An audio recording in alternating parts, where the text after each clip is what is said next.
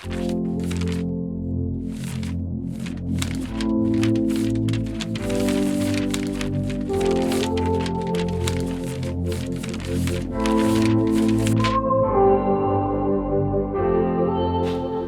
what's up? It's another weird talking video. So there's no visuals except for this, but that's it. So you could just listen to this. Also, I have to do this video in parts because it's complex. So you might see some shirt changes in segments. Okay, let me also start by addressing that first video about happiness. It's not just happiness, it's just the term that I could find that fit best for an enhanced level of consciousness, essentially. Happiness is just one aspect of it. There's so much more with it. But it's easier to say, it's easier and more relatable for you for that word rather than saying, oh, enhanced level of consciousness or a certain level of enlightenment, than saying happiness. So happiness isn't the end-all be-all. It's just one aspect of this great cosmic mystery shit that I'm going to try to disseminate and get into.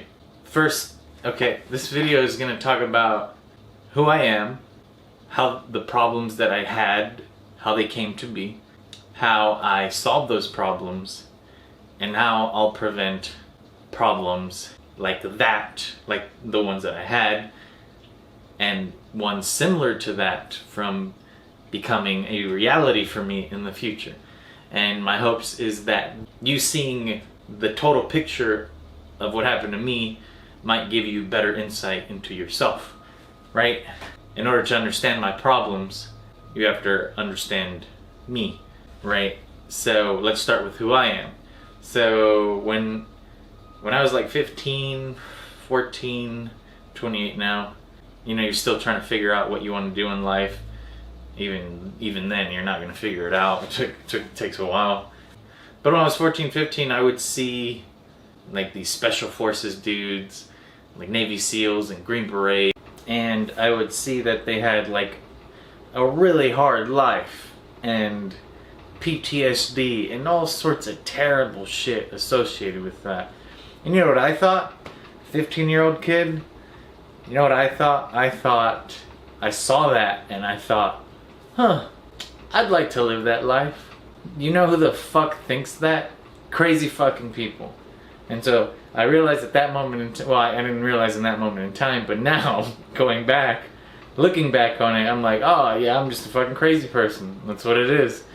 I always gravitate to really hard, crazy things. Like I like to survive in the wild, and I'd like to skydive and bungee jump and dangerous shit. I like it. I want to do it. I'm just a crazy person. And it was around that same time that I got into bodybuilding, and it's a super hard, masculine, difficult sport. Or if you can't even call it a sport, it's really hard and really taxing, and that's why I like it. So I'm a crazy person, right? So it was around 14, 15 that I had this mindset that I would go into the military, right? As a career, I wanted, if you really think about it, special forces, they're just really good killers. So I wanted my life to be just killing people. Fucking retarded. So because I planned on doing that, I instilled the mindset necessary to do that. So I started being more distant with people because I wasn't just going to go into it without a clue of what I was getting into. Every time I do something, I always really research it, what goes on with it. So I knew that I might die, right? So that made me live a little more recklessly because, hey, I might die in 10 years, so I better do whatever the fuck I want to do right now. I knew that the people within my team might die, so from that point on, I would keep everyone essentially at arm's length. I wouldn't get too close to people. I wouldn't let people get too close to me, because that's what I was pretty much going to do for the rest of my life. And then around 18, 19, I didn't do it because I had to meet a weight requirement, and I've already been bodybuilding for for 4 or 5 years by that time, and I had to lose muscle mass, I thought. And so I'm like, fuck that, man. I worked so hard for the small gains that I had, just to lose them. No thanks. So it never happened. But that didn't really change who I was. I still had essentially the same mindset. I never got out of it. And having that mindset for a long period of time, really any period of time, it makes you lose compassion and empathy. So now, going to college, now this is where the problems start, right? Where the beginning, the onset of my issues start.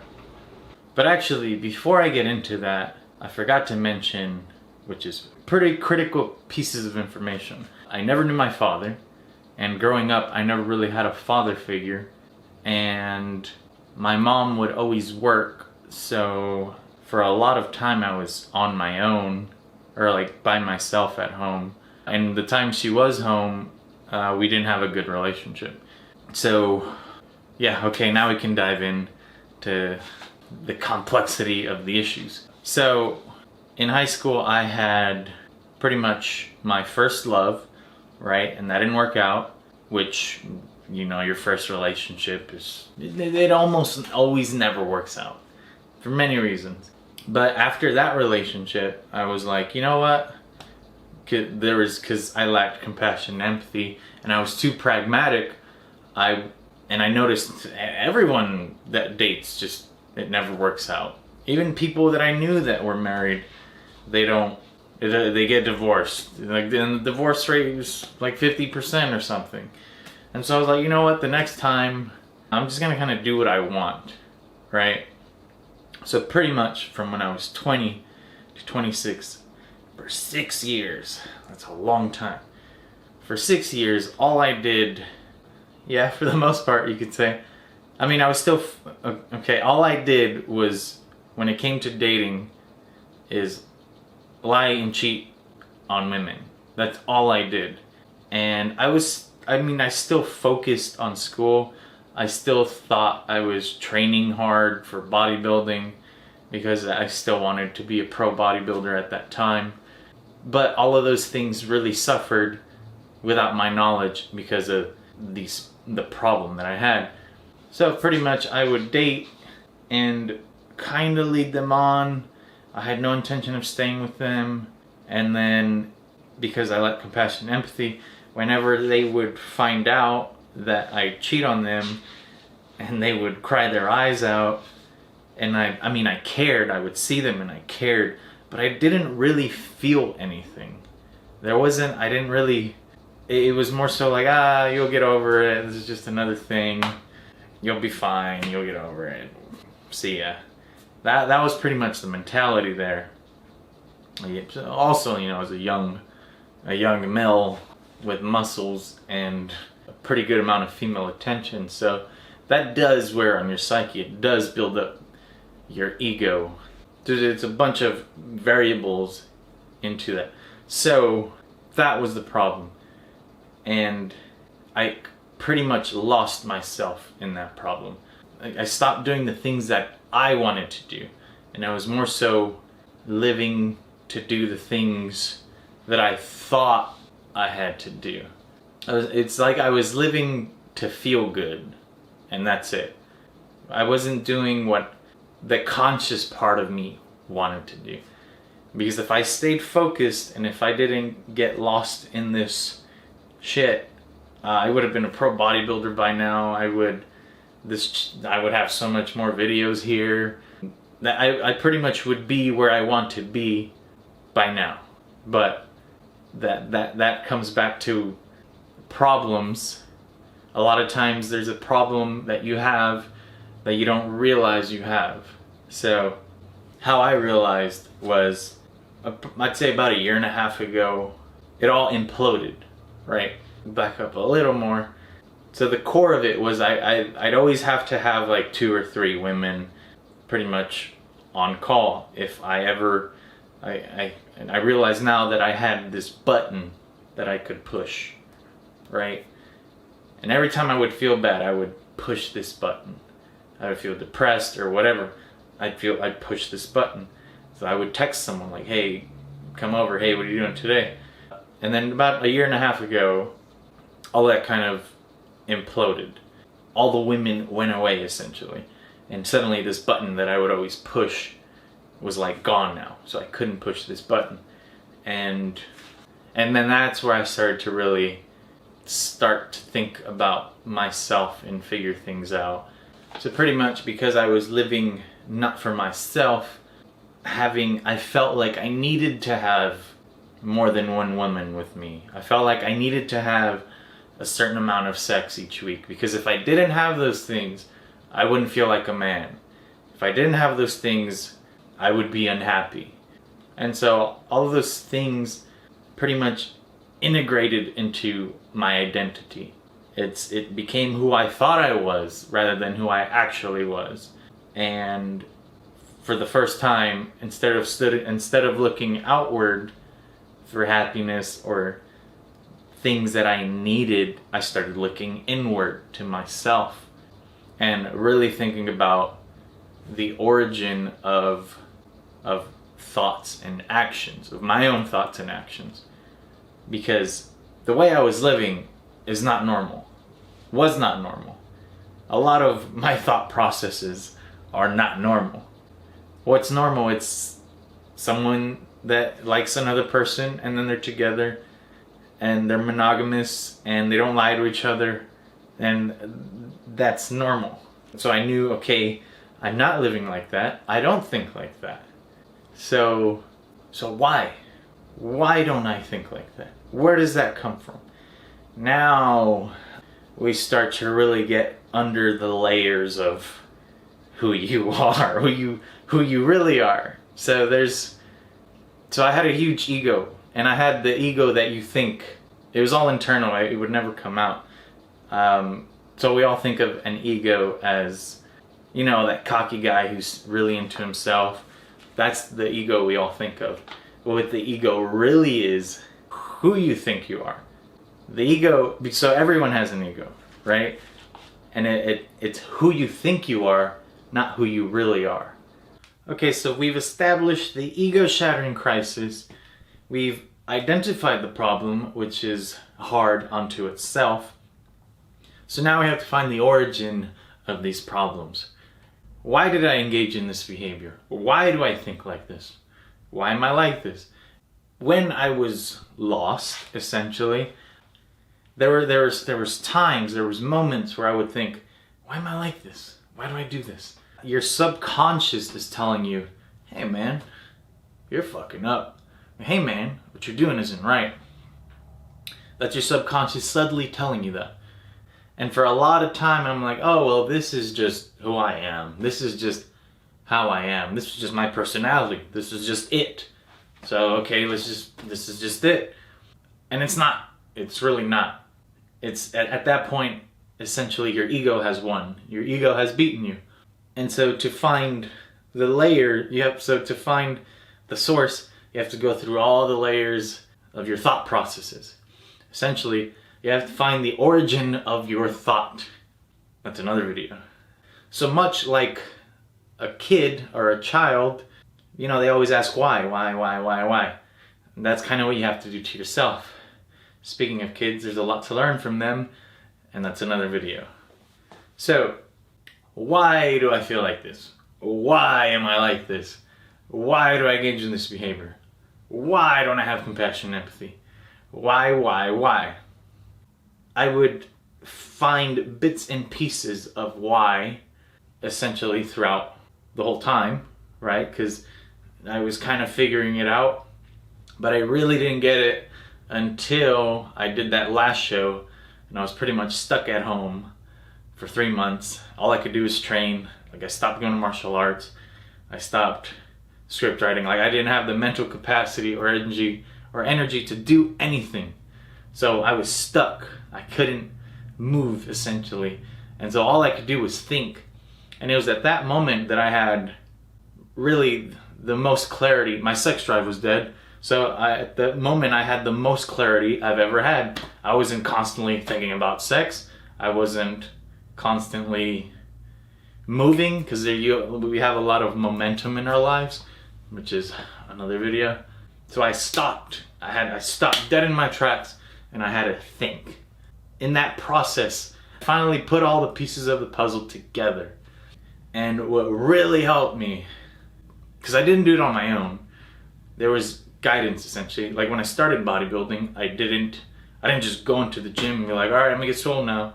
I read all these magazines, I read all this, but I didn't really read self-help stuff.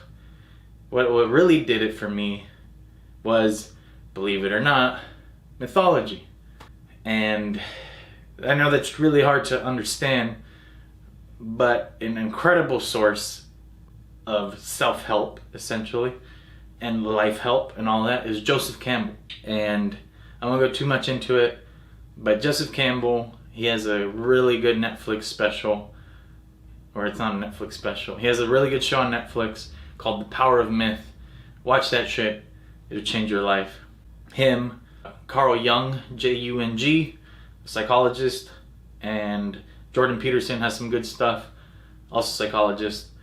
It was all bits and pieces of information that I got, mostly from Joseph Campbell, that finally made me see the picture as a whole in its totality.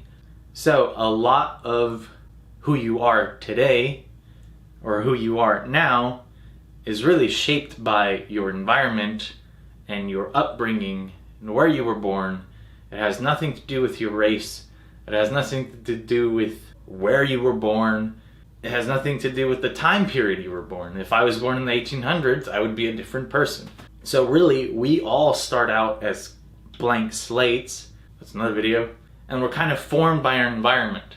And the biggest factor in the formation of you, the formation of being, is your parents. And I know that you've kind of heard that before, but when you really think about it, and you really think about who you are, a lot of it, almost all of it, stems from your parents. So I finally kind of figured it out. I mean, there's still a lot of questions I don't have answered, but I really started to think about my relationship with my mom and my upbringing in general. And what I realized was, because my mom was an immigrant and she was always working, she was never really home, I realized that I was seeking the attention, because it wasn't about just sex, even though that was a big factor in it. I was seeking the attention of women because I didn't have, growing up, the attention from my mom. So I was seeking from woman figures, essentially. I was seeking love from women.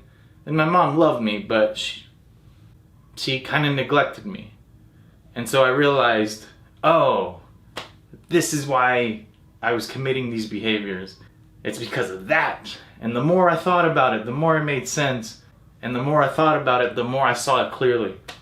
So now that I see that, now that I understand that, I'm like, okay, well, I have to have a better relationship with my mom now, because that is the source of my problems. That is it. And so I started talking to my mom more. I started building a better relationship with her. The problem isn't really eradicated. I just see it, I understand it, and I won't partake in it. Our relationship is better. It is still not where it should be. And that's because she has problems that she never resolved. And her problems turned into a different set of problems for me. And her problems stem from her parents. You see this endless vicious cycle. And it doesn't matter they give you a rich or anything. It really doesn't matter.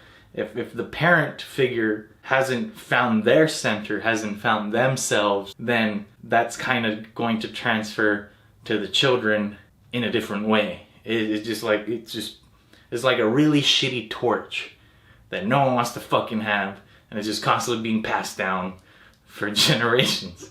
So I'll probably do another video talking about her and how because it's interesting how her set of problems transferred into a different set of problems for me. Okay, so that was established. So now I understand that. Okay, and now the other big one. Why am I crazy? Why do I like this really crazy, intense, challenging, physically debilitating stuff? Risky, why do I gravitate to this? And what I figured out with that is because I never had a father, I kind of had to become my own father. Because every kid, everyone growing up, you need a mother figure and you need a father figure. If you don't have them, your mind has to create its own version of it. Like, these are necessary things, like your body or your mind adapts to it. So I essentially had to become my own father when I was young. So I learned a lot of things, almost everything, the hard way, right? Because I didn't have that guidance from that aspect of my life. And so I realized, oh, okay, so I'm into all this hard, crazy shit because I was trying to prove my masculinity to myself. That's why. I mean, that's the main one. I mean, there's other variables in it, like the neglect. I didn't feel like I was part of a group. That's why I wanted to join the military. It was like a brotherhood. There's all other stuff associated with it. But the main thing was that. So I understand that, but I still like to do the crazy hard shit. And now it's more so of, rather than a compulsive need to do it, now it's more so of just a constant challenge. Oh, that looks hard. I bet I could do that. And also there's like an obsessiveness in me. Like whenever I get into something, I want to be the best at it. I'm just, like when I was going to do special forces, I'm like, oh, well, I'll be the best killer ever. When I did bodybuilding, when I got into bodybuilding, I'll be the best bodybuilder ever. That's a different aspect, but it's all of it's kind of really tied together. 4 shirt changes. If you're watching there's been 4 shirt changes. Okay, so what have I learned from all of that? I've learned a lot. Like, I can't consciously cheat anymore because I see the picture as a whole. Whereas I would see emotional trauma as, you'll get over it. Kind of like you sprain your wrist, you'll be fine. Your wrist will be back to normal. Not quite. It does cause some subconscious trauma that for the most part is everlasting. So now I understand that. Now I can engage in that. I don't want to make this video, it's already been a super long video. I don't make it unnecessarily long. But that process, this is something Joseph Campbell talks a lot about, the hero's journey. The hero becomes the hero, and you're all your own hero in your own story. And he transcends himself through trials and revelations. So my trials were all the shit that I did. My revelations was figuring out, oh, I shouldn't do that shit. And because of that, I have a transcendent experience, you could say. And each transcendent experience kind of gives you a better picture on what the mystery of life is. All that shit that I just said is another video. So, I'm gonna wrap this up now. Look, my social media and shit. Yeah, let's just leave it there because I could go for another 30, 40, 50 hours talking. So, the next video I'll talk about more stuff. See you.